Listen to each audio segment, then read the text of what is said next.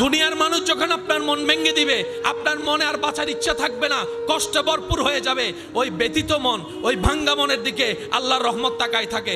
দুনিয়া আপনাকে পিছনে ফেলার জন্য মন ভেঙে দিয়েছে, এবার আপনি কি করলেন? বুদ্ধিমানের মতো ওই ভাঙ্গা মনের আবেগটা নিয়ে আল্লাহর কাছে তওবা করার জন্য বসে গেলেন। এবার তওবা করতে যখন বসলেন, আপনার চোখ থেকে অজরধারায় পানি পড়তে লাগলো, এদিকে আপনার চোখ থেকে পানি পড়তে লাগলো, আপনি ক্ষমা চাইতে লাগলেন, আল্লাহ তাআলা আপনার সারা জীবনের গুনাহ মাফ করে দিবে। সুবহানাল্লাহ। সন্তানের কান্না যেমন মা বাবা দেখতে পারে না, সহ্য করতে পারে না, বান্দার চোখের পানিও আল্লাহ তাআলা সহ্য করতে পারে না। কোন বান্দাকে যখন পৃথিবীর কোনো মানুষ কষ্ট দেয়, কান্না করায়, আল্লাহ তখন ফেরেশতাকে জিজ্ঞেস করে, ফেরেশতা একটু দেখে আসো আমার বান্দাকে কে কষ্ট দিয়েছে, আমার বান্দাকে কে কষ্ট দিয়েছে, আমার বান্দার মনকে খারাপ করিয়েছে। যখন সেই বান্দা বেশি কান্না করতে থাকে, আল্লাহ পাক স্পেশাল একটা রহমত দিয়ে তার জীবনটাকে সুন্দর করে সাজায় দেয়। সুবহানাল্লাহ। যার কাছে অঢেল সম্পদ, সে যেন এই চিন্তায় না থাকে আল্লাহ আমার উপর সন্তুষ্টি হয়েছেন বলে আমাকে সম্পত্তির মালিক দিয়েছেন। না, মনে রাখবেন, যার দুনিয়ার সম্পদও বেশি তার পরীক্ষাও বেশি। যার দুনিয়ার সম্পদ যত বেশি তার পরীক্ষা কঠিন হয় বেশি। কথা বলেন ঠিক কিনা? ওলামায়ে কেরামের পাক জবানে হাজারবার শুনেছেন, শুধু একটু স্মরণ করিয়ে দেওয়ার জন্য বলা। হাসরের ময়দানে দুনিয়াতে ধনী পাওয়ারফুল ব্যক্তিরা যেই মসনদে থাকে, যে সম্মানে থাকে, যে আসনে থাকে, দুনিয়ার চোখে হাসরের ময়দানে এই দুনিয়ার গরিবগুলাই সেই মকামে থাকবে, সেই সম্মানে থাকবে। দুনিয়াতে গরিবরা ধনীদেরকে দেখলে মন খারাপ করে, হাসরের ময়দানে ধনীরা গরিবদেরকে দেখলে মন খারাপ করবে। দুনিয়াতে ধনীরা এগিয়ে থাকে, গরিবরা পিছনে থাকে। হাসরের ময়দানে আল্লাহ এমন দয়া করবেন ইমানদার গরিবদেরকে, তারা ধনীদের 500 বছর আগে চলে যাবে জান্নাতের বাগানে। সুবহান। তাহলে যার কাছে আছে সেও পরীক্ষায়, যার কাছে নাই সেও পরীক্ষায়। সবাই পরীক্ষার ভিতরে। জয়ী কারা হবে? কদ আফলাহা মান যাক্কাহা। রব্বুল আলামিন বলে, যার অন্তর পরিষ্কার, যার চরিত্র পরিষ্কার, যার জীবন পরিষ্কার, যার ঈমান থাকবে মজবুত, আমলের থাকবে সর্বোচ্চ চেষ্টা, আমি রবকে ভয় করবে, আমার নবী দুই জাহানের বাদশা নবীকে অন্তরে ভালোবাসার সর্বোচ্চ জায়গা দিবে, ওই বান্দা দুনিয়াতেও সফল হয়ে যাবে, আখিরাতেও সফল হয়ে যাবে। বলেন সুবহান। দুনিয়ার চোখে সফল, সাকসেস, সম্পদওয়ালা ব্যক্তি যাদের সম্পত্তি দেখা যায়, কোন চোখ দিয়ে দেখি? চামড়ার চোখ দিয়ে। দুনিয়াতে যতক্ষণ আমরা থাকবো, দুনিয়ার সম্পত্তি আমরা চামড়ার চোখ দিয়ে দেখি, নেক আমল আমরা চামড়ার চোখ দিয়ে দেখতে পাই, আল্লাহর নূর আমরা চামড়ার চোখ দিয়ে দেখতে পাই, আল্লাহর দেওয়া হেদায়েত চামড়ার চোখ দিয়ে দেখতে পাই, জান্নাত আমরা চামড়ার চোখ দিয়ে দেখতে পাই, আল্লাহর খাস রহমত চামড়া চোখ দিয়ে দেখতে পাই, বরকত আমরা কি চামড়া চোখ দিয়ে দেখতে পাই। যতক্ষণ আমাদের দুনিয়ার চোখ খোলা থাকবে, আমরা যেই রকম ভাবে দালান কোঠা ঘর বাড়ি দেখি, যেগুলোকে আমরা দুনিয়ার সম্পত্তি মনে করি, চিরতরে কুল্লু নাফসিন যায়িকাতুল মউতের মাধ্যমে যখন এই চামড়ার চোখ বন্ধ হয়ে যাবে, অন্তরের চোখটা খুলে যাবে। অন্তরের চোখ দিয়ে কবরবাসী, তখন আমরা যেরকম সওয়াব দেখি না, কবরবাসীরা দালান দেখে না, স্বর্ণ দেখে না, গাড়ি দেখে না, বাড়ি দেখে না, অট্টালিকা দেখে না, ফ্যাক্টরি দেখে না, অন্তরের চোখ দিয়ে তারা আল্লাহর নূর দেখে, সওয়াব দেখে, নেকি দেখে, জান্নাত দেখে। সুবহান। চামড়ার চোখ দিয়ে যা দেখা যায় এগুলা কবরে গেলে আর দেখা যাবে। কবরে গিয়ে যা দেখবেন তা আপনি এই চোখ দিয়ে দেখবেন।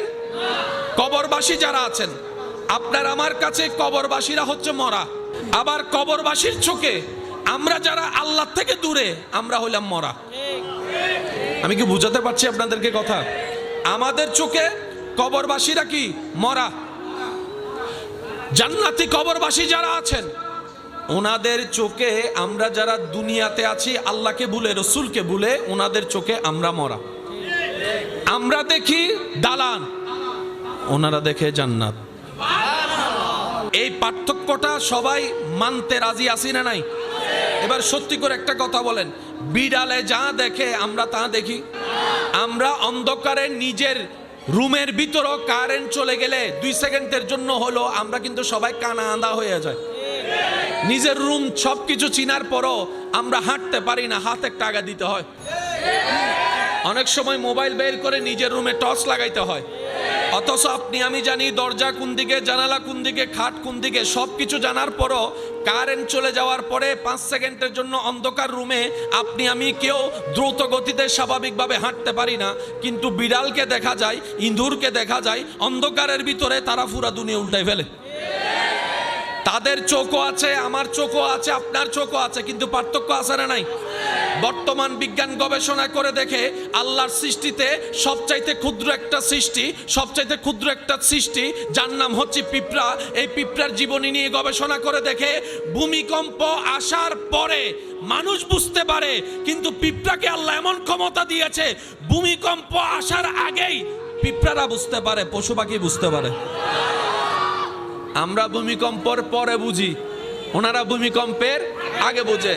এবার আসেন দোকানের সামনে, যে দোকানের উপরে যদি চালা না থাকে, বর্ষাকাল আসার আগে আমরা তেরপাল লাগাই কি লাগাই না?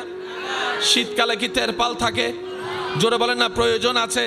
তা আমাদের কাছে ওয়েদার আছে, আমাদের কাছে বুঝ আছে, আমরা বুঝতে পারি কখন বর্ষাকাল, কখন শীতকাল, কখন গ্রীষ্মকাল। পিঁপড়াই তো পড়ালেখা করে নাই, পিঁপড়াই তো এগুলো জানে না, কিন্তু আল্লাহ তাআলা পিঁপড়াকে এমন ক্ষমতা দান করেছেন বর্ষাকাল আসার আগে তারা তাদের ঘরে খাবার মজুদ করে ফেলে। উন্নত বিজ্ঞান এখনো যেই কল্পনায় যেতে পারে নাই, আল্লাহ ছোট্ট পিঁপড়াকে তার চাইতে বেশি যোগ্য বানিয়েছেন। রব দেখাই দিতে যাচ্ছে বান্দারে, বিশাল বিশাল হাতি দেখার দরকার নাই, আমি রবের ছোট্ট একটা পিঁপড়াকে দেখ। আমি রব যখন দয়া করি তারাও কামাল হয়ে যায়, তারাও আশ্চর্যকর হয়ে যায়। বান্দারে, তোদেরকে সব সৃষ্টির ভিতরে আমি আল্লাহ শ্রেষ্ঠত্বর আসন দান করেছি, দামি বানিয়েছি। ফেরেশতার চাইতে তোরা দামি, পশু পাখির চাইতে তোরা দামি, জান্নাতের চাইতেও তোদেরকে দামি বানিয়েছি। আমি আল্লাহ চাই আমার উপর বর্ষা করে নেক আমল সাথে নিয়ে ইমানের উপর অটল থেকে কোন রকম কবর পার হয়ে হাসরের ময়দানে আয়, আমি আল্লাহ তোদেরকে দয়া করে জান্নাতে ঘর দান করে দিব। সুবহানাল্লাহ। জীবনে কোনোদিন চলার পথে যাই হোক, যেমন হোক, তুফান যত ভয়ানক হোক, টেনশন করা যাবে না, দুশ্চিন্তা করা যাবে না, যা আছে তকদিরে তাই হবে। অনেক সময় দেখবেন সুস্থ সবল মানুষ হঠাৎ করে, আবার অনেক সময় দেখবেন আইসিইউতে থাকা মানুষ যাকে কেউ বাঁচবে না বাঁচবে বলে চিন্তাও করে নাই, আবার সেখানে দোকানদারি করতেছে। এবার আওয়াজ দিয়ে বলুন আমার ইমানদার ভাইয়েরা, হায়াতের মালিক কে? রিজিকের মালিক কে? ইজ্জত দেওয়ার মালিক কে? জ্ঞান দেওয়ার মালিক কে? সুস্থতা দেওয়ার মালিক কে? রহমত দেওয়ার মালিক কে? বরকত দেওয়ার মালিক কে? করুণা করার মালিক কে? জান্নাত দেওয়ার মালিক কে? নিয়ামত দেওয়ার মালিক কে? সচ্ছলতা দেওয়ার মালিক কে? সম্পদ দেওয়ার মালিক কে? ওই রকম একজন আল্লাহ আমাদের আছে না নাই? যার অন্তরে এই বিশ্বাস এমন একজন আল্লাহ আমার আছে, ওই বান্দার জীবনে টেনশন করার কোনো দরকার, তার কাজ হচ্ছে ধৈর্যের সাথে চেষ্টা করা। এখানে যারা দোকানদার আছে আমি কাউকে চিনি না, তবে আমি এতটুকু বলতে পারি, এখানে যারা দোকানদার আছেন, ব্যবসায়ী আছেন, সবার এই পর্যন্ত আসাটা রাস্তাটা এত সহজ ছিল না। অন্যের থেকে দাঁড় করে লোন করে নিয়ে কোনো রকম দোকানটা সাজিয়েছে। প্রথম 2 মাসেই লসের গাঁট নিজের কাঁধের উপর উঠেছে, তারপরও ধৈর্য হারা হয় নাই, রবের উপর ভরসা করে লেগেছিল। আজকে আল্লাহ তাআলা এমন অনেক দোকানদার আছে যাদেরকে 2-3টা দোকানের মালিকও বানায় দিয়েছেন। এক সময় যে ভাঙ্গা ঘর দিয়ে দোকান শুরু করেছে, আজকে হয়তো 2 তলা 3 তলার মালিকও হয়েছে। আওয়াজ দিয়ে বলেন, এই নিয়ামত দিয়েছেন কে? আল্লাহ চাইলে সবাইকে দিতে পারে কি পারে না? আল্লাহ চাইলে সবাইকে দিতে পারে কি পারে না? তো আল্লাহ যদি চাইলে দিতে পারে, আমাদের টেনশন করার দরকার। আমাদের কাজটা কি একটু মনে রাখবেন, সততার সাথে, আমানতদারির সাথে, পবিত্রতার সাথে রবের উপর ভরসা করে নিজের কাজ নিজে করে যাওয়া। যে কাজে সততা থাকবে বরকত অবশ্যই আসবে, যে কাজে পবিত্রতা থাকবে বরকত অবশ্যই আসবে, যে কাজের মধ্যে নিষ্ঠাবান থাকবে বরকত দিবেন কে? আল্লাহ বরকত দিলে আর কেউ আপনাকে পিছনে লাগলো নামাতে পারবে। দালান করেন আর বিল্ডিং বানান আর ফ্যাক্টরি বানান, নিজের কবরের জায়গাটা একটু নিজে রেডি করে রাখেন, কারণ যে কোনো মুহূর্তে এটার দরকার হবে। আর এটা সকালে মারা গেলে রাত্রের ভিতরে আপনাকে কবর দিয়ে দিতে হবে। জায়গা কিনার সময় বলেন না, জায়গা কিনার সময় আমি সবাইকে বলবো নিজের কবরের জায়গাটা নিজ দায়িত্বে একটু কিনে শনাক্ত করে দিয়ে যাবেন। আমি কি বুঝাতে পারছি? আর যদি পারেন চাচতো ভাই, জ্যাঠতো ভাই, খালতো ভাই, মামাতো ভাই সবাই মিলে নিয়ে একটা বিশাল কবরস্থান কিনবেন। কেনার পরে সেখানে সবার জন্য মুক্ত করে দিবেন। আপনাদের পরিবারের জন্য এক সাইডে থাকবে, এলাকার মানুষের জন্য আরেক সাইডে থাকবে। এটার সওয়াব আপনারা সবাই পেতে থাকবেন। মৃত মানুষকে গোসল করানো বড় সওয়াবের কাজ, কাফন দেওয়া বড় সৌভাগ্যের কাজ, কাফন পরানো সহযোগিতা করা বড় সওয়াবের কাজ, জানাজা পড়া নিজের গুনাহ মাফ। সুবহানাল্লাহ সবাই বলি।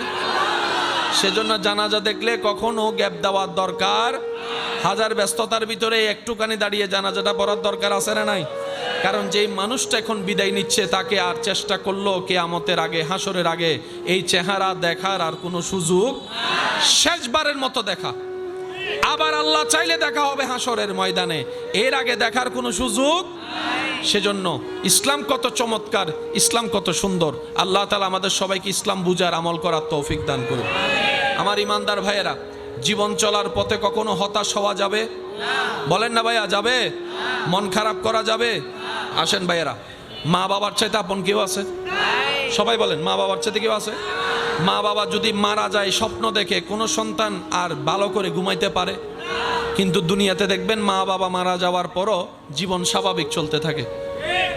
একদিন, 2 দিন, 3 দিন একটু কষ্ট লাগে, 4 দিন, 5 দিন, 6 দিন পরে আস্তে আস্তে ইজি হয়ে যায়। এক সময় মা বাবার কথাও আর মনে থাকে।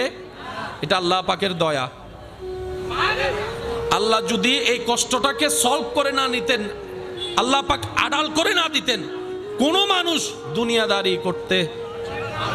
এবার আপনারা বলেন, বাবার কোলে সন্তানের লাশ, এর চাইতে ভয়ানক দৃশ্য? নিজের বাবা নিজের সন্তানের মরা লাশটা নিয়ে থাকা, এটা মানে নেওয়ার কথা নয়, এটা এখান থেকে ফেটে যায়। কিন্তু সেই বাবাও দেখা যায় এক সময় স্বাভাবিক জীবন যাপন করে। আল্লাহ তাআলা বুঝায়, বান্দা এই দুনিয়াতে কেউ তোর আপন নাই, সাময়িক একটু 2 দিন 3 দিনের মায়া আর ভালোবাসা। কোথাও বেড়াতে গেলে 1 সপ্তাহ থাকলে ওইখান থেকে চলে আসলে মনে একটু কষ্ট লাগে, ভাই দেখা হবে না, চলে যাচ্ছি ভাই, দোয়া করিস। 1 দিন 2 দিন খারাপ লাগে, 5 দিন পর থেকে আর এগুলা মনে থাকে। সেজন্য মনে রাখবেন, দুনিয়ার থেকে দিলকে যত দূরে রাখবেন জয় আপনার। দুনিয়ার থেকে দিলকে যত হালকা রাখবেন সফলতা আপনার। দুনিয়ার সাথে দিল যত জোড়ায় রাখবেন দুনিয়া আপনাকে দিনে দিনে ভাঙবে, প্রত্যেক দিন ভাঙবে, প্রত্যেক দিন ভাঙবে। দুনিয়া ভাঙতে চায়, রবের রহমত গড়ে দিতে চায়। আর একটু জোরে বলি, মোহাব্বতের আওয়াজে বলি, দুনিয়া ভেঙ্গে দেয়, রবের রহমত জোড়া লাগাই দেয়। দুনিয়া পিছনে টানে, রবের রহমত জান্নাতের দিকে টানে। দুনিয়া বেইজ্জত করতে চায়, রবের রহমত ইজ্জত দিতে চায়। দুনিয়া দোষ গোপন করতে চায়, রব্বুল আলামিন সাত্তার হয়ে দোষগুলোকে গোপন রাখতে চায়। দুনিয়া আপনার রিজিক কেড়ে নিতে চায়, রাজ্জাক আপনাকে বারবার রিজিক দিতে চায়। দুনিয়া আপনাকে কান্না করাতে চায়, রব্বুল আলামিন আপনাকে জান্নাতে ঘর দিতে চায়। সেজন্য বুদ্ধিমানরা দুনিয়াতে বেশি মিশে যায় না। ওনারা কিভাবে চলে? পানির উপর নৌকা যেভাবে চলে, দুনিয়াতে ওনারা ওভাবে চলে। চলা দরকার চলে, করা দরকার করে, বলা দরকার বলে, হাসা দরকার হাসে, খাওয়া দরকার খায়, ঘুমানো দরকার ঘুমায়। বেশি ফিট হয় ওনারা দিলকে ফিট করে ফেলে নবীর মোহাব্বতে, আল্লাহর সাথে। এবার আসেন, শরীরের একটা খাবার আছে না নাই? রুহের একটা খাবার। শরীরের খাবার মাটি থেকে আসে, রুহের খাবার আসমান থেকে আসে। দেহকে শক্তিশালী করতে গেলে মাটির খাবার দিতে হয়, রূহকে শক্তিশালী করতে গেলে আলা বিজিক্রিল্লাহে তাতমাইন্নুল কুলুব, অন্তরে আল্লাহর জিকির শোনাতে হয়, আল্লাহর জিকির শোনাইতে হয়। সুবহানাল্লাহ। আলা বিজিক্রিল্লাহ, একমাত্র আল্লাহর জিকিরেই অন্তরে প্রশান্তি আসে। কথা বলেন ঠিক কিনা? আপনাদের মনে কষ্ট হচ্ছে বেশি? আর একটু জোরে বলেন, কষ্ট হচ্ছে? কথাটা আবার বলছি, একটু মনোযোগ দিয়ে শুনবেন। মুসলমানদের 2টা দামি জিনিস, একটার নাম দেহ, একটার নাম রূহ। দেহ শক্তির খাবার হয় মাটি থেকে, রুহের শক্তির খাবার হয় আসমান থেকে। রুহ আসছে কোত্থেকে বলেন না, একটু জোরে বলেন। রুহের জগৎ কোথায়? আমাদের রুহ আসছে কোত্থেকে? আমাদের রুহের খাবার আসমানে, আমাদের দেহের খাবার মাটিতে। দেহকে শক্তিশালী করতে গেলে মাটি থেকে উঠা খাবার দিতে হবে, আর রুহকে শক্তিশালী করতে গেলে আলা বিজিক্রিল্লাহ, আল্লাহর জিকির দিতে হবে, আল্লাহর জিকির করতে হবে, আল্লাহর জিকির শুনতে হবে। তো লা ইলাহা ইল্লাল্লাহ কার জিকির? আল্লাহু আল্লাহ কার জিকির? তা আমরা কি শুধু জিকির এগুলাই করব? রব বলে যে না, জিকির মানে শুধু মুখে করা জিকির নয়, তোমার 24 ঘন্টার প্রত্যেকটা কাজে আমি রবকে স্মরণ করে কাজ করবা। তোমার খিদা লেগেছে, খাবার আমি রাজ্জাক দিব, তুমি খাবার আগেও একবার আমাকে স্মরণ করিও, খাবার পরেও একবার আমাকে স্মরণ করিও। তাহলে আপনি যে খাবারটা খেলেন এটা কি রুহের জন্য না শরীরের জন্য? আল্লাহ পাক বলে যে শরীরকে বাদ দাও, রুহকে আমার জিকির দাও। এবার খাবার শুরুতে আপনারা সবাই কি বলেন একটু আওয়াজ দিয়ে বলেন, আমি সবার থেকে শুনতে চাই, একটু জোরে বলেন। আপনি খাবার শুরুতে পেটের খাদ্য দেওয়ার আগে ওনার নাম নিচ্ছেন যিনি আপনাকে রিজিক দিয়েছেন। এবার আপনি যখন বিসমিল্লাহ বললেন সাথে সাথে রুহের খাবার হয়ে গেছে। কিসের খাবার? এবার রুহের খাবার দিয়ে আপনি দেহকে খাবার দিচ্ছেন, দেহের খাবার শেষ, এবার আপনি আবার কি বললেন? সবাই বলেন এটা কিসের খাবার? এটা কিসের খাবার? খাবার শুরু তো রুহের খাবার, খাবার শেষও রুহের খাবার, মাঝখানে শরীরের খাবার। এই নিয়মে যদি আপনি আমি ইসলামিক নিয়মে চলতে পারি, আমাদের দেহ সুস্থ থাকবে, আমাদের রুহও সুস্থ থাকবে। আল্লাহ আমাদের সবাইকে তৌফিক দান করুক, আল্লাহ আমাদের সবার এই মোহাব্বত কবুল করুক, আপনাদের সবার উপস্থিতি আল্লাহ কবুল করুক, আমাদের সারা জীবনের সমস্ত কবিরা সগীরা গুনাহকে আল্লাহ মাফ করে দিন। মাশাআল্লাহ, আর একটু ইমানি আওয়াজ সবাই মিলে। ত্রিভুবনের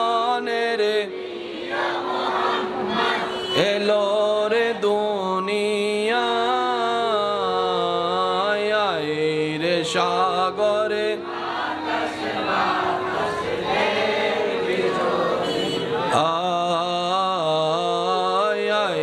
রে সাগরে আকাশে বাতাসে দেখামে না মায়ের দোলে শিশু, দোলে কচি মুখে বাণী সে শোনায় রে সাগরে,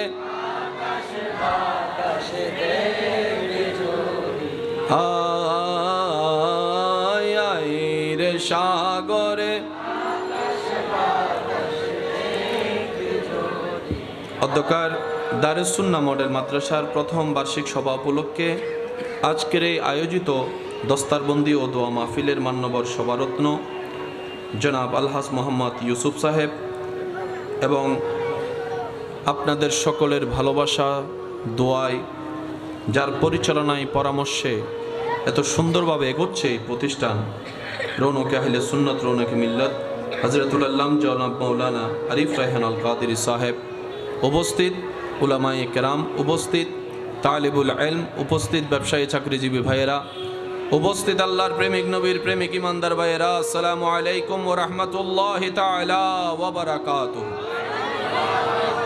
সবাই মিলে ফুল ভলিউমে একবার বলি আলহামদুলিল্লাহ। হয় না? এখন আরেকটু জোরে বলেন। যার যত শক্তি আছে ওই শক্তি ব্যবহার করে একবার চিৎকার দিয়ে বলেন আলহামদুলিল্লাহ। ইয়ানা মনদে সিডাং আরেকবার হন আলহামদুলিল্লাহ। আল্লাহ আমাদের এই সবার মোহাব্বত কবুল করুক। যেহেতু এমন পরিবেশে এমন জায়গায় মাহফিলের উপস্থিতি, আপনাদের উপচে পড়া ভিড়, সব কিছুকে মাথায় রেখে, রাস্তার পরিবেশকে মাথায় রেখে আমি অল্প কিছুক্ষণ সময় কথা বলে আপনাদের থেকে বিদায় নিব। কারো কষ্টের কারণ হওয়া ইসলাম কখনো সমর্থন করে। যেহেতু এই পরিবেশ ছাড়া আর কোনো পরিবেশও নাই, সেটার একটা আমাদের সীমাবদ্ধতা আছে। তা আপনাদের মহাব্বতে আল্লাহর পাকের অশেষ রহমতে এক বছরে এত দূর পথ এগিয়ে যাবে এটা কল্পনাও করা যায় নাই। তা আপনারা হয়তো শুনেছেন তালেবুল ইলমদের কোরআন তেলাওয়াত শুনেছেন। তা আপনাদের সবাইকে নিয়ে দোয়া করতে চাই, আল্লাহ যারা এখানে ছাত্র হিসেবে আছেন আল্লাহ সবাইকে কামেল মোকাম্মেল আলেম হওয়ার তৌফিক দান করুক, সত্যিকার মানুষের মতো মানুষ হওয়ার তৌফিক দান করুক, আপন আপন মা বাবার মুখে হাসি ফুটানোর তৌফিক দান করুক। আমার ইমানদার ভাইরা যারা এখানে উপস্থিত আছেন সবাই একটু আওয়াজ দিয়ে সহযোগিতা করবেন, যেহেতু পারিপার্শ্বিক আওয়াজটা একটু বেশি, মাহফিলের পরিবেশটা ওরকম নেই। আপনাদের আওয়াজটা পেলে মোটামুটি পরিবেশটা তৈরি হবে। যারা আওয়াজ দিয়ে সহযোগিতা করতে রাজি আছেন তারা একবার বলেন মারহাবা। আল্লাহ তাআলা সবাইকে দান করে কি করে না? আল্লাহ সবাইকে নিয়ামত দেয় কি দেয় না? কিন্তু সবাই সব নিয়ামত ধরে রাখতে এই কথায় কারো কোনো দ্বিমত নাই। রব্বুল আলামিন বড় মেহেরবান, বড় দয়াবান, বড় করুণাময়ী। রবের দয়া এত সুমহান, ফেরাউনের মতো বাদশাকেও রব্বুল আলামিন দয়া করে সুযোগ দিয়েছেন। আওয়াজ দেন। রব যদি দয়া না করতেন ফেরাউন এত সম্পত্তির বাদশাহীর মালিকানা জীবনও হতে পারত, নমরুদ এত পাওয়ারফুল হতে পারত, কানুন এত সম্পদের মালিক হতে পারত। মনে রাখবেন আমার ভাইয়েরা, রব্বুল আলামিনের একটি শান, কাউকে দিয়ে পরীক্ষা করেন, কারো থেকে নিয়ে পরীক্ষা করেন। সবাই আমরা পরীক্ষার ভিতরেই আছি। ওয়ালানাবলুয়ান্নাকুম বিশাইইন মিনাল খাউফি ওয়াল জুই ওয়া নাকসিন মিনাল আমওয়ালি ওয়াল আনফুসি ওয়াস সামারাত। সবাই পরীক্ষার ভিতরে আছে। রেজাল্ট বের হবে হাসরের ময়দানে। যার কাছে অঢেল সম্পদ সে যেন এই চিন্তায় না থাকে আল্লাহ আমার উপর সন্তুষ্টি হয়েছেন বলে আমাকে সম্পত্তির মালিক দিয়েছেন। না, মনে রাখবেন যার দুনিয়ার সম্পদও বেশি তার পরীক্ষাও বেশি। যার দুনিয়ার সম্পদ যত বেশি তার পরীক্ষা কঠিন হয় বেশি। কথা বলেন ঠিক কিনা? ওলামায়ে কেরামের পাক জবানে হাজারবার শুনেছেন, শুধু একটু স্মরণ করিয়ে দেওয়ার জন্য বলা। হাসরের ময়দানে দুনিয়াতে ধনী পাওয়ারফুল ব্যক্তিরা যেই মসনদে থাকে, যে সম্মানে থাকে, যেই আসনে থাকে, দুনিয়ার চোখে হাসরের ময়দানে এই দুনিয়ার গরিবগুলাই সেই মকামে থাকবে, সেই সম্মানে থাকবে। দুনিয়াতে গরিবরা ধনীদেরকে দেখলে মন খারাপ করে, হাসরের ময়দানে ধনীরা গরিবদেরকে দেখলে মন খারাপ করবে। দুনিয়াতে ধনীরা এগিয়ে থাকে, গরিবরা পিছনে থাকে। হাসরের ময়দানে আল্লাহ এমন দয়া করবেন ইমানদার গরিবদেরকে, তারা ধনীদের 500 বছর আগে চলে যাবে জান্নাতের বাগানে। সুবহান। কি মা আপনি এদিকে? এটা কে? আপনার কে? আপনি নিরাপদ, আপনি উঠেন, আপনি এখানে বসেন। মাশাআল্লাহ, জান্নাতের ফুল। এত আস্তে সুবহানাল্লাহ। প্রত্যেকটা মাসুম বাচ্চা জান্নাতের ফুল। আর যাদের ঘরে কন্যা সন্তান আছে তারা তো সৌভাগ্যবান। মাশাআল্লাহ। আমরা তো আসলে নিয়ামত চিনিও না, নিয়ামত বুঝিও না। আপনাদের কি কোনো কষ্ট হচ্ছে ভাইয়া? অল্প সময়ের মধ্যে একটু আলোচনা রাখলে এগুলো মনে রাখার চেষ্টা করবেন ইনশাআল্লাহ। আল্লাহ আমাদের সবাইকে একটু তৌফিক দান করুন। আর একটু জোরে বলেন। তাহলে যার কাছে আছে সেও পরীক্ষায়, যার কাছে নাই সেও পরীক্ষায়। সবাই পরীক্ষার ভিতরে। জয়ী কারা হবে? কদ আফলাহা মান যাক্কাহা। রব্বুল আলামিন বলে যার অন্তর পরিষ্কার, যার চরিত্র পরিষ্কার, যার জীবন পরিষ্কার, যার ঈমান থাকবে মজবুত, আমলের থাকবে সর্বোচ্চ চেষ্টা, আমি রবকে ভয় করবে, আমার নবী দুই জাহানের বাদশা নবীকে অন্তরে ভালোবাসার সর্বোচ্চ জায়গা দিবে, ওই বান্দা দুনিয়াতেও সফল হয়ে যাবে, আখিরাতেও সফল হয়ে যাবে। বলেন সুবহান। দুনিয়ার চোখে একটু এই জিনিসটা একটু মনোযোগ দেওয়ার চেষ্টা করবে। আমি সবাইকে বলছি, দুনিয়ার চোখে সফল, সাকসেস, সম্পদওয়ালা ব্যক্তি যাদের সম্পত্তি দেখা যায়, সম্পত্তি দেখা যায়, একটু জোরে বলেন, সম্পত্তি, বাড়ি, একটু সবাই বলেন, বাড়ি, গাড়ি, ফ্যাক্টরি, মার্কেট, স্বর্ণ, আইফোন। কোন চোখ দিয়ে দেখি? এই চোখ দিয়ে, চামড়ার চোখ দিয়ে। দুনিয়াতে যতক্ষণ আমরা থাকব, দুনিয়ার সম্পত্তি আমরা চামড়ার চোখ দিয়ে দেখি। নেক আমল আমরা চামড়ার চোখ দিয়ে দেখতে পাই। আল্লাহর নূর আমরা চামড়ার চোখ দিয়ে দেখতে পাই। আল্লাহর দেওয়া হেদায়েত চামড়ার চোখ দিয়ে দেখতে পাই। জান্নাত আমরা চামড়ার চোখ দিয়ে দেখতে পাই। আল্লাহর খাস রহমত চামড়ার চোখ দিয়ে দেখতে পাই। বরকত আমরা কি চামড়ার চোখ দিয়ে দেখতে পাই?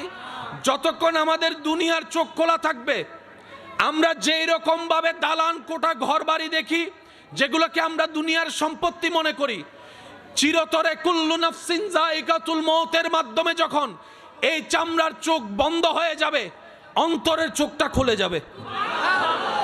অন্তরের চোখ দিয়ে কবরবাসী, তখন আমরা যেরকম সওয়াব দেখি না, কবরবাসীরা দালান দেখে না, স্বর্ণ দেখে না, গাড়ি দেখে না, বাড়ি দেখে না, অট্টালিকা দেখে না, ফ্যাক্টরি দেখে না। অন্তরের চোখ দিয়ে তারা আল্লাহর নূর দেখে, সওয়াব দেখে, নেকি দেখে, জান্নাত দেখে। সুবহান। চামড়ার চোখ দিয়ে যা দেখা যায়, এগুলা কবরে গেলে আর দেখা যাবে। কবরে গিয়ে যা দেখবেন তা আপনি এই চোখ দিয়ে দেখবেন। কবরবাসী যারা আছেন, আপনার আমার কাছে কবরবাসীরা হচ্ছে মরা। আবার কবরবাসীর চোখে আমরা যারা আল্লাহ থেকে দূরে, আমরা হইলাম মরা। আমি কি বুঝাতে পারছি আপনাদেরকে কথা? আমাদের চোখে কবরবাসীরা কি? মরা। জান্নাতি কবরবাসী যারা আছেন, ওনাদের চোখে আমরা যারা দুনিয়াতে আছি, আল্লাহকে ভুলে, রসুলকে ভুলে, ওনাদের চোখে আমরা মরা। আমরা দেখি দালান, ওনারা দেখে জান্নাত। আমার মনে হয় আওয়াজটা আর একটু বড় হবে, আর একটু জোরে বলেন। এই পার্থক্যটা সবাই মানতে রাজি আছি না নাই? এবার সত্যি করে একটা কথা বলেন, বিড়ালে যা দেখে আমরা তা দেখি? সত্যি করে বলেন। আমরা অন্ধকারে নিজের রুমের ভিতরও কারেন্ট চলে গেলে 2 সেকেন্ডের জন্য হলো আমরা কিন্তু সবাই কানা আঁধা হয়ে যায়। নিজের রুম সবকিছু চিনার পরও আমরা হাঁটতে পারি না, হাতে একটা আগা দিতে হয়। অনেক সময় মোবাইল বের করে নিজের রুমে টর্চ লাগাইতে হয়। অথচ আপনি আমি জানি দরজা কোন দিকে, জানালা কোন দিকে, খাট কোন দিকে, সবকিছু জানার পরও কারেন্ট চলে যাওয়ার পরে 5 সেকেন্ডের জন্য অন্ধকার রুমে আপনি আমি কেউ দ্রুত গতিতে স্বাভাবিকভাবে হাঁটতে পারি না। কিন্তু বিড়ালকে দেখা যায়, ইঁদুরকে দেখা যায়, অন্ধকারের ভিতরে তারা পুরা দুনিয়া উল্টাই ফেলে। তাদের চোখও আছে, আমার চোখও আছে, আপনার চোখও আছে, কিন্তু পার্থক্য আছে না নাই? বর্তমান বিজ্ঞান গবেষণা করে দেখে আল্লাহর সৃষ্টিতে সবচাইতে ক্ষুদ্র একটা সৃষ্টি, সবচাইতে ক্ষুদ্র একটা সৃষ্টি যার নাম হচ্ছে পিঁপড়া। এই পিঁপড়ার জীবনী নিয়ে গবেষণা করে দেখে ভূমিকম্প আসার পরে মানুষ বুঝতে পারে, কিন্তু পিঁপড়াকে আল্লাহ এমন ক্ষমতা দিয়েছে, ভূমিকম্প আসার আগেই পিঁপড়ারা বুঝতে পারে, পশু পাখি বুঝতে পারে। আমরা ভূমিকম্পের পরে বুঝি, ওনারা ভূমিকম্পের আগে বুঝে। এবার আসেন, দোকানের সামনে যে দোকানের উপরে যদি চালা না থাকে, বর্ষাকাল আসার আগে আমরা তেরপাল লাগাই কি লাগাই না? শীতকালে কি তেরপাল থাকে? জোরে বলেন না, প্রয়োজন আছে। তা আমাদের কাছে ওয়েদার আছে, আমাদের কাছে বুঝ আছে, আমরা বুঝতে পারি কখন বর্ষাকাল, কখন শীতকাল, কখন গ্রীষ্মকাল। পিঁপড়াই তো পড়ালেখা করে নাই, পিঁপড়াই তো এগুলো জানে না, কিন্তু আল্লাহ তাআলা পিঁপড়াকে এমন ক্ষমতা দান করেছেন, বর্ষাকাল আসার আগে তারা তাদের ঘরে খাবার মজুদ করে ফেলে। আমি সুবহানাল্লাহ শুনি নাই? যার যত শক্তি আছে ফুল ভলিউম একবার বলেন সুবহানাল্লাহ। এই তো মাশাআল্লাহ, আরো জোরে বলেন, আর একটু জোরে বলেন। উন্নত বিজ্ঞান এখনো যে কল্পনায় যেতে পারে নাই, আল্লাহ ছোট্ট পিঁপড়াকে তার চাইতে বেশি যোগ্য বানিয়েছেন। রব দেখাই দিতে চাচ্ছে বান্দারে, বিশাল বিশাল হাতি দেখার দরকার নাই, আমি রবের ছোট্ট একটা পিঁপড়াকে দেখ। আমি রব যখন দয়া করি তারাও কামাল হয়ে যায়, তারাও আশ্চর্যকর হয়ে যায়। বান্দারে তোদেরকে সব সৃষ্টির ভিতরে আমি আল্লাহ শ্রেষ্ঠত্বর আসন দান করেছি, দামি বানিয়েছি। ফেরেশতার চাইতে তোরা দামি, পশু পাখির চাইতে তোরা দামি, জান্নাতের চাইতেও তোদেরকে দামি বানিয়েছি। আমি আল্লাহ চাই আমার উপর ভরসা করে নেক আমল সাথে নিয়ে ইমানের উপর অটল থেকে কোনো রকম কবর পার হয়ে হাসরের ময়দানে আয়, আমি আল্লাহ তোদেরকে দয়া করে জান্নাতে গর্দান করে দিব। সুবহানাল্লাহ, আল্লাহু আকবার। উচ্চ আওয়াজ একবার বলেন মারহাবা, আরো জোরে বলেন মারহাবা। জীবনে কোনোদিন চলার পথে যাই হোক, যেমন হোক, তুফান যত ভয়ানক হোক, টেনশন করা যাবে, দুশ্চিন্তা করা যাবে, যা আছে তকদিরে তাই হবে। একটু জোরে বলেন। অনেক সময় দেখবেন সুস্থ সবল মানুষ হঠাৎ করে, আবার অনেক সময় দেখবেন আইসিইউতে থাকা মানুষ যাকে কেউ বাঁচবে না বাঁচবে বলে চিন্তাও করে নাই, আবার সেখানে দোকানদারি করতেছে। এবার আওয়াজ দিয়ে বলুন আমার ইমানদার ভাইয়েরা, হায়াতের মালিক কে? রিজিকের মালিক কে? ইজ্জত দেওয়ার মালিক কে? জ্ঞান দেওয়ার মালিক কে? সুস্থতা দেওয়ার মালিক কে? রহমত দেওয়ার মালিক কে? বরকত দেওয়ার মালিক কে? করুণা করার মালিক কে? জান্নাত দেওয়ার মালিক কে? নিয়ামত দেওয়ার মালিক কে? সচ্ছলতা দেওয়ার মালিক কে? সম্পদ দেওয়ার মালিক কে? ওই রকম একজন আল্লাহ আমাদের আছে না নাই? যার অন্তরে এই বিশ্বাস এমন একজন আল্লাহ আমার আছে, ওই বান্দার জীবনে টেনশন করার কোনো দরকার, তার কাজ হচ্ছে ধৈর্যের সাথে চেষ্টা করা। এখানে যারা দোকানদার আছে আমি কাউকে চিনি না, তবে আমি এতটুকু বলতে পারি এখানে যারা দোকানদার আছেন, ব্যবসায়ী আছেন, সবার এই পর্যন্ত আসাটা রাস্তাটা এত সহজ ছিল না। অন্যের থেকে দাঁড় করে লোন করে নিয়ে কোনো রকম দোকানটা সাজিয়েছে। প্রথম 2 মাসেই লসের গাঁট নিজের কাঁধের উপর উঠেছে, তারপরও ধৈর্য হারা হয় নাই, রবের উপর ভরসা করে লেগেছিল। আজকে আল্লাহ তাআলা এমন অনেক দোকানদার আছে যাদেরকে 2-3টা দোকানের মালিকও বানায় দিয়েছেন। এক সময় যে ভাঙ্গা ঘর দিয়ে দোকান শুরু করেছে, আজকে হয়তো 2 তলা 3 তলার মালিকও হয়েছে। আওয়াজ দিয়ে বলেন, এই নিয়ামত দিয়েছেন কে? আল্লাহ চাইলে সবাইকে দিতে পারে কি পারে না? আল্লাহ চাইলে সবাইকে দিতে পারে কি পারে না? তো আল্লাহ যদি চাইলে দিতে পারে, আমাদের টেনশন করার দরকার। আমাদের কাজটা কি একটু মনে রাখবেন, সততার সাথে, আমানতদারির সাথে, পবিত্রতার সাথে, রবের উপর ভরসা করে নিজের কাজ নিজে করে যাওয়া। যে কাজে সততা থাকবে বরকত অবশ্যই আসবে, যে কাজে পবিত্রতা থাকবে বরকত অবশ্যই আসবে, যে কাজের মধ্যে নিষ্ঠাবান থাকবে বরকত দিবেন কে? আল্লাহ বরকত দিলে আর কেউ আপনাকে পিছনে লাগলো নামাতে পারবে। এই দুনিয়ায় চলার পথে মনোযোগ আছে তো সবার ইনশাল্লাহ? আর 5 মিনিট তারপরে শেষ ইনশাল্লাহ। 5 মিনিটে শেষ করি।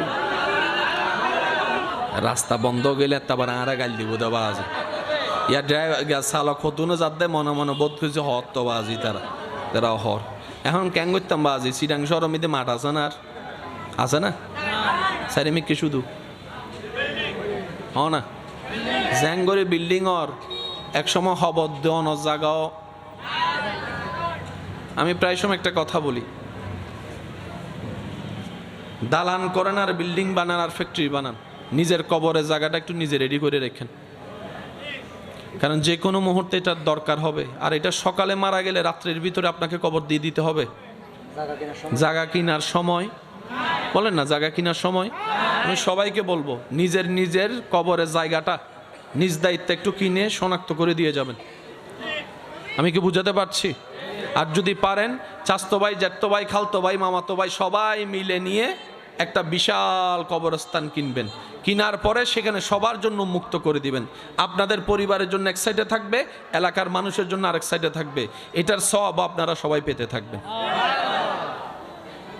মৃত মানুষকে গোসল করানো বড় সওয়াবের কাজ, কাফন দেওয়া বড় সৌভাগ্যের কাজ, কাফন পরানো সহযোগিতা করা বড় সওয়াবের কাজ। জানাজা পড়া নিজের গুনাহ মাফ। সুবহানাল্লাহ সবাই বলি। সেজন্য জানাজা দেখলে কখনো গ্যাপ দেওয়ার দরকার, হাজার ব্যস্ততার ভিতরে একটুখানি দাঁড়িয়ে জানাজাটা পড়ার দরকার আছে না নাই? কারণ যেই মানুষটা এখন বিদায় নিচ্ছে তাকে আর চেষ্টা করলো কিয়ামতের আগে, হাসরের আগে এই চেহারা দেখার আর কোনো সুযোগ, শেষবারের মতো দেখা। আবার আল্লাহ চাইলে দেখা হবে হাসরের ময়দানে, এর আগে দেখার কোনো সুযোগ। সেজন্য ইসলাম কত চমৎকার, ইসলাম কত সুন্দর। আল্লাহ তাআলা আমাদের সবাইকে ইসলাম বুঝার, আমল করার তৌফিক দান করুন। আমার ইমানদার ভাইয়েরা, জীবন চলার পথে কখনো হতাশ হওয়া যাবে? বলেন না ভাইয়া, যাবে? মন খারাপ করা যাবে? জীবন যেহেতু আছে, ঝড় তুফান থাকবেই। জীবন থেকে, দুঃখ থেকে, কষ্ট থেকে পালাতে চাইলেও কেউ পালাইতে পারে। অনেকে জীবনের দুঃখ সহ্য করতে না পেরে মৃত্যুর মতো কষ্টকে আপন করে ভাবতে থাকে মরে গেলেই হয়তো বেঁচে যায়। আমার ভাই বোনেরা বুঝতে পারে না, দুনিয়ার কষ্ট যত মারাত্মক, কবরের কষ্ট তার চাইতে হাজার গুণ বেশি মারাত্মক। দুনিয়াতে মন খারাপ হলে তো কারো পাশে বসে কাউকে দুঃখ বুঝিয়ে মনকে একটু হালকা করা যায়, কবরে তো সেই সুযোগটা আর। সেজন্য মুমিন বান্দারা বড় বুদ্ধিমান। তারা বলে যে মন খারাপ করি আর কান্না করি, শনিবার তো রবিবার, একদিন না একদিন হবেই হবে, সকাল তো দুপুর একদিন হবেই হবে, সকাল তো সন্ধ্যা একদিন হবেই হবে। আমি মন খারাপ করলেও সময় চলে যাবে, আমি মন খারাপ না করলেও চলে যাবে। তো একটা কাজ করি না, মানুষের জীবনে যখন বিপদ আসে, মুসিবত আসে, অভাব আসে, দুঃখ আসে, মনে রাখবেন এটা হচ্ছে বান্দাদের জন্য সবচাইতে সহজ একটা আল্লাহর পক্ষ থেকে বড় নিয়ামত। কেমন নিয়ামত? আপনার যখন মন ভেঙে যায়, যে মনের দিকে পৃথিবী তাকায় না, সেই মনের দিকে আল্লাহর রহমত তাকাই থাকে। দুনিয়ার মানুষ যখন আপনার মন ভেঙে দিবে, আপনার মনে আর বাঁচার ইচ্ছা থাকবে না, কষ্টে ভরপুর হয়ে যাবে। ওই ব্যথিত মন, ওই ভাঙ্গা মনের দিকে আল্লাহর রহমত তাকাই থাকে। দুনিয়া আপনাকে পিছনে ফেলার জন্য মন ভেঙে দিয়েছে, এবার আপনি কি করলেন? বুদ্ধিমানের মতো ওই ভাঙ্গা মনের আবেগটা নিয়ে আল্লাহর কাছে তওবা করার জন্য বসে গেলেন। এবার তওবা করতে যখন বসলেন, আপনার চোখ থেকে অজরধারায় পানি পড়তে লাগলো, এদিকে আপনার চোখ থেকে পানি পড়তে লাগলো, আপনি ক্ষমা চাইতে লাগলেন, আল্লাহ তাআলা আপনার সারা জীবনের গুনাহ মাফ করে দিবে। সুবহানাল্লাহ। সন্তানের কান্না যেমন মা বাবা দেখতে পারে না, সহ্য করতে পারে না, বান্দার চোখের পানিও আল্লাহ তাআলা সহ্য করতে পারে না। কোনো বান্দাকে যখন পৃথিবীর কোনো মানুষ কষ্ট দেয়, কান্না করায়, আল্লাহ তখন ফেরেশতাকে জিজ্ঞেস করে, ফেরেশতা একটু দেখে আসো আমার বান্দাকে কে কষ্ট দিয়েছে, আমার বান্দাকে কে কষ্ট দিয়েছে, আমার বান্দার মনকে খারাপ করিয়েছে। যখন সেই বান্দা বেশি কান্না করতে থাকে, আল্লাহ পাক স্পেশাল একটা রহমত দিয়ে তার জীবনটাকে সুন্দর করে সাজায় দেয়। সুবহান। আসেন ভাইয়েরা, মা বাবার চাইতে আপন কেউ আছে? সবাই বলেন, মা বাবার চাইতে কেউ আছে? মা বাবা যদি মারা যায়, স্বপ্ন দেখে কোনো সন্তান আর ভালো করে ঘুমাইতে পারে? কিন্তু দুনিয়াতে দেখবেন মা বাবা মারা যাওয়ার পরও জীবন স্বাভাবিক চলতে থাকে। একদিন, 2 দিন, 3 দিন একটু কষ্ট লাগে, 4 দিন, 5 দিন, 6 দিন পরে আস্তে আস্তে ইজি হয়ে যায়। এক সময় মা বাবার কথাও আর মনে থাকে। এটা আল্লাহ পাকের দয়া। আল্লাহ যদি এই কষ্টটাকে সলভ করে না নিতেন, আল্লাহ পাক আড়াল করে না দিতেন, কোনো মানুষ দুনিয়াদারি করতে। এবার আপনারা বলেন, বাবার কোলে সন্তানের লাশ, এর চাইতে ভয়ানক দৃশ্য। নিজের বাবা নিজের সন্তানের মরা লাশটা নিয়ে থাকা, এটা মানে নেওয়ার কথা নয়, এটা এখান থেকে ফেটে যায়। কিন্তু সেই বাবাও দেখা যায় এক সময় স্বাভাবিক জীবন যাপন করে। আল্লাহ তাআলা বুঝায়, বান্দা এই দুনিয়াতে কেউ তোর আপন নাই, সাময়িক একটু 2 দিন 3 দিনের মায়া আর ভালোবাসা। কোথাও বেড়াতে গেলে 1 সপ্তাহ থাকলে ওইখান থেকে চলে আসলে মনে একটু কষ্ট লাগে, ভাই দেখা হবে না, চলে যাচ্ছি ভাই, দোয়া করিস। 1 দিন 2 দিন খারাপ লাগে, 5 দিন পর থেকে আর এগুলা মনে থাকে। সেজন্য মনে রাখবেন, দুনিয়ার থেকে দিলকে যত দূরে রাখবেন, জয় আপনার। দুনিয়ার থেকে দিলকে যত হালকা রাখবেন, সফলতা আপনার। দুনিয়ার সাথে দিল যত জোড়ায় রাখবেন, দুনিয়া আপনাকে দিনে দিনে ভাঙবে, প্রত্যেক দিন ভাঙবে, প্রত্যেক দিন ভাঙবে। দুনিয়া ভাঙতে চায়, রবের রহমত গড়ে দিতে চায়। আর একটু জোরে বলি, মোহাব্বতের আওয়াজে বলি, দুনিয়া ভেঙ্গে দেয়, রবের রহমত জোড়া লাগাই দেয়। দুনিয়া পিছনে টানে, রবের রহমত জান্নাতের দিকে টানে। দুনিয়া বেইজ্জত করতে চায়, রবের রহমত ইজ্জত দিতে চায়। দুনিয়া দোষ গোপন করতে চায়, রব্বুল আলামিন সাত্তার হয়ে দোষগুলোকে গোপন রাখতে চায়। দুনিয়া আপনার রিজিক কেড়ে নিতে চায়, রাজ্জাক আপনাকে বারবার রিজিক দিতে চায়। দুনিয়া আপনাকে কান্না করাতে চায়, রব্বুল আলামিন আপনাকে জান্নাতে ঘর দিতে চায়। সেজন্য বুদ্ধিমানরা দুনিয়াতে বেশি মিশে যায় না। ওনারা কিভাবে চলে? পানির উপর নৌকা যেভাবে চলে, দুনিয়াতে ওনারা ওভাবে চলে। চলা দরকার চলে, করা দরকার করে, বলা দরকার বলে, হাসা দরকার হাসে, খাওয়া দরকার খায়, ঘুমানো দরকার ঘুমায়। বেশি ফিট হয় ওনারা দিলকে ফিট করে ফেলে নবীর মহাব্বতে, আল্লাহর সাথে। এবার আসেন, শরীরের একটা খাবার আছে না নাই? রুহের একটা খাবার। শরীরের খাবার মাটি থেকে আসে, রুহের খাবার আসমান থেকে আসে। দেহকে শক্তিশালী করতে গেলে মাটির খাবার দিতে হয়, রুহকে শক্তিশালী করতে গেলে আলা বিজিক্রিল্লাহে তাতমাইন্নুল কুলুব, অন্তরে আল্লাহর জিকির শোনাতে হয়, আল্লাহর জিকির শোনাইতে হয়। সুবহানাল্লাহ। আলা বিজিক্রিল্লাহ, একমাত্র আল্লাহর জিকিরেই অন্তরে প্রশান্তি আসে। কথা বলেন ঠিক কিনা? আপনাদের মনে কষ্ট হচ্ছে বেশি? আর একটু জোরে বলেন। কষ্ট হচ্ছে? কথাটা আবার বলছি, একটু মনোযোগ দিয়ে শুনবেন। মুসলমানদের দুইটা দামি জিনিস, একটার নাম দেহ, একটার নাম রূহ। দেহ শক্তির খাবার হয় মাটি থেকে, রুহের শক্তির খাবার হয় আসমান থেকে।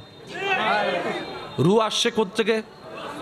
বলেন না, একটু জোরে বলেন। রুহের জগৎ কোথায়? আমাদের রূহ আসছে কোত্থেকে? আমাদের রুহের খাবার আসমানে, আমাদের দেহের খাবার মাটিতে। দেহকে শক্তিশালী করতে গেলে মাটি থেকে উঠা খাবার দিতে হবে, আর রুহকে শক্তিশালী করতে গেলে আলা বিজিক্রিল্লাহ, আল্লাহর জিকির দিতে হবে, আল্লাহর জিকির করতে হবে, আল্লাহর জিকির শুনতে হবে। তো লা ইলাহা ইল্লাল্লাহ কার জিকির? আল্লাহু আল্লাহ কার জিকির? তা আমরা কি শুধু জিকির এগুলাই করব? রব বলে যে না, জিকির মানে শুধু মুখে করা জিকির নয়, তোমার 24 ঘন্টার প্রত্যেকটা কাজে আমি রবকে স্মরণ করে কাজ করবা। তোমার খিদা লেগেছে, খাবার আমি রাজ্জাক দিব, তুমি খাবার আগেও একবার আমাকে স্মরণ করিও, খাবার পরেও একবার আমাকে স্মরণ করিও। তাহলে আপনি যে খাবারটা খেলেন, এটা কি রুহের জন্য না শরীরের জন্য? আল্লাহ পাক বলে যে শরীরকে বাদ দাও, রুহকে আমার জিকির দাও। এবার খাবার শুরুতে আপনারা সবাই কি বলেন? একটু আওয়াজ দিয়ে বলেন। আমি সবার থেকে শুনতে চাই, একটু জোরে বলেন। আপনি খাবার শুরুতে পেটের খাদ্য দেওয়ার আগে ওনার নাম নিচ্ছেন যিনি আপনাকে রিজিক দিয়েছেন। এবার আপনি যখন বিসমিল্লাহ বললেন, সাথে সাথে রুহের খাবার হয়ে গেছে। কিসের খাবার? এবার রুহের খাবার দিয়ে আপনি দেহকে খাবার দিচ্ছেন। দেহের খাবার শেষ, এবার আপনি আবার কি বললেন? সবাই বলেন, এটা কিসের খাবার? এটা কিসের খাবার? খাবার শুরু তো রুহের খাবার, খাবার শেষও রুহের খাবার, মাঝখানে শরীরের খাবার। এই নিয়মে যদি আপনি আমি ইসলামিক নিয়মে চলতে পারি, আমাদের দেহ সুস্থ থাকবে, আমাদের রূহও সুস্থ থাকবে। আল্লাহ আমাদের সবাইকে তৌফিক দান করুক। আল্লাহ আমাদের সবার এই মোহাব্বত কবুল করুক। আপনাদের সবার উপস্থিতি আল্লাহ কবুল করুক। আমাদের সারা জীবনের সমস্ত কবিরা সগীরা গুনাহকে আল্লাহ মাফ করে দিন।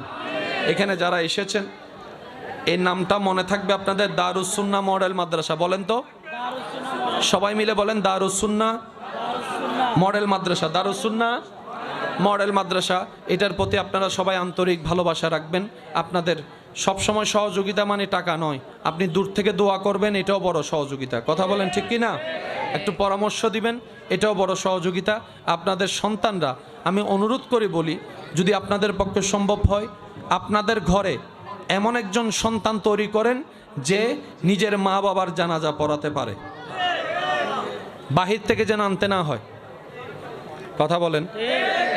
মা বাবার জানাজা যেন নিজের সন্তানে পড়াতে পারে, বড় ভাইয়ের জানাজা যেন ছোট ভাই পড়াইতে পারে, যদি আল্লাহ হায়াত দেয়। কথা বলেন ঠিক কি না?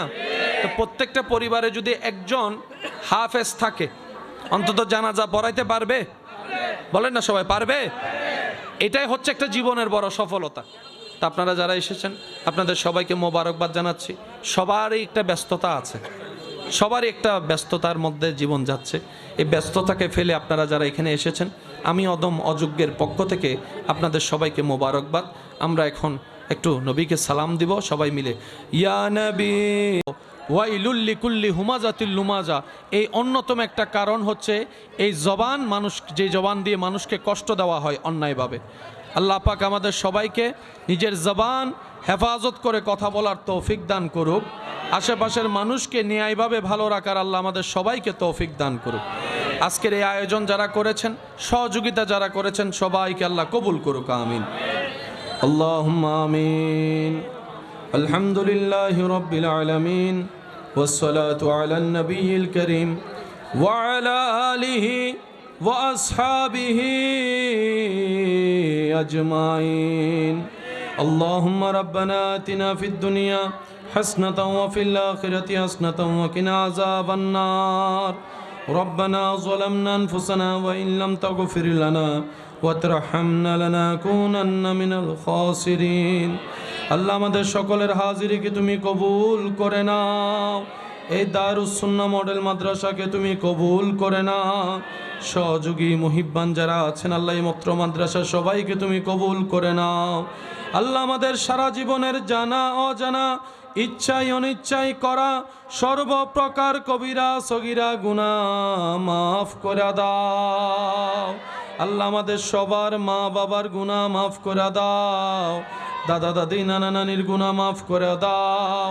যারা কবরবাসী হয়েছেন আল্লাহ মেহেরবানি করে কবরবাসীর আযাব মাফ করে দাও। আল্লাহ আমাদের সবাইকে ইজ্জতের জীবন দান করো। আল্লাহ আমাদের সবার অন্তরকে ঈমানে নূর দ্বারা পরিপূর্ণ করে দাও। রব্বুল আলামিন তোমার প্রিয় বান্দা, তোমার নবীর প্রিয় উম্মত হয়ে যেন কবরে যেতে পারি সেই তৌফিক দান করো।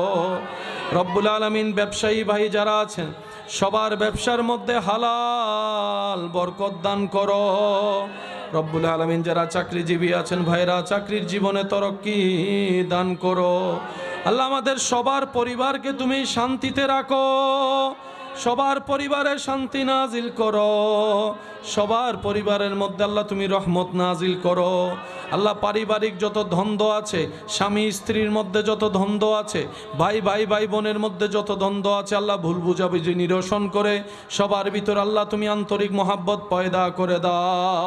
রব্বুল আলামিন জীবনে যার যতটুকু হায়াত আছে আমাদের এই হায়াত যেন তোমাকে সন্তুষ্টি করে কাজ করতে পারি সেই তৌফিক দান করো। আল্লাহ ইসলামের বাগানে যারা যেখান থেকে যেভাবে খেদমত করছেন, যে নামে খেদমত করছেন